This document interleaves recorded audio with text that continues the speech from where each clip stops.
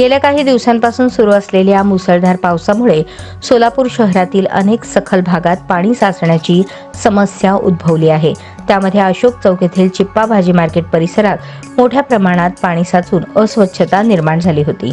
या संदर्भात स्थानिक नागरिक यांनी सोलापूर महानगरपालिकेकडे तक्रार नोंदवली होती।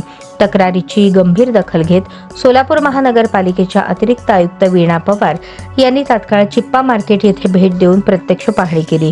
पाहणी दरम्यान त्यांनी अधिकाऱ्यांना निर्देश देऊन तातडीने स्वच्छतेची कामे हाती घेण्याच्या सूचना दिल्या। त्यांच्या सूचनेनुसार सकाळपासूनच आरोग्य निरीक्षक नडीमेटला व सफाई कर्मचाऱ्यांनी चिप्पा मार्केट परिसरात मोठ्या प्रमाणावर स्वच्छतेची मोहीम राबवली। परिसरातील साचलेले पाणी, गाळ व कचरा काढून टाकण्यात आला। तसेच दुर्गंधी व संसर्गजन्य रोगांचा प्रादुर्भाव रोखण्यासाठी औषधांची फवारणीही करण्यात आली।